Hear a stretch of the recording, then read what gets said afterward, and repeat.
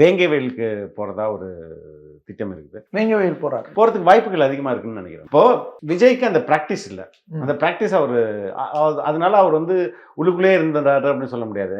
First டைமா நான் ஃபீல்டுக்கு வரேன் அப்படின்னு சொல்லிட்டு விவசாயிகளின் பாதங்களை தொட்டு தான் அதை நான் வந்து தொடங்கணும் அப்படின்னு நினைச்சேன் அப்படின்னு தான் ஆரம்பிச்சேன். பரந்தூரிலிருந்து என்னுடைய கல அரசியல் தொடங்குறது அப்படின்னு சொல்றாரு. So he has a plan. நம்ம வந்து ஒரு முன்னாடியே இது ஏன் பண்ணலன்னு கேட்குறோம். அதுக்காக அவர் பண்றாரு அப்படின்னு எடுத்துக்க முடியாது. ஆல்ரெடி இதெல்லாம் திட்டமிட்டது தான். அந்த திட்டத்தின் அடிப்படையில் தான் செயல்பட்டு இருக்கு. அடுத்தது மண்டலம் வாரியா வந்து மாநாடுகள் நடத்துவார். வேங்கை வயலுக்கு போறதா ஒரு திட்டம் இருக்குது. ஸோ இதெல்லாம் ஒன் பை ஒன்னா ஹி வில் எக்ஸிக்யூட். வேங்க வயல் போறாரு. போறதுக்கு வாய்ப்புகள் அதிகமா இருக்குன்னு நினைக்கிறேன் நான். ஆனா அதான் குற்றப்பத்திரிகை தாக்கல் பண்ணிட்டாங்க. குற்றப்பத்திரிகை தாக்கல் பண்ணாதனால இந்த வழக்கு வந்து முடிஞ்சிருச்சு இல்ல அதுதான் சரி அப்படின்றது சொல்ல முடியாது. குடிக்கலைன்ட்டாங்க. அப்படி ஒரு அந்த மலம் கலந்த தண்ணியே குடிக்கல. சோ அவங்களுக்குள்ளேயே அவங்களோட வெர்ஷன் தானேங்க. அப்புறம் எதுக்கு நீதிமன்றம் இருக்கு?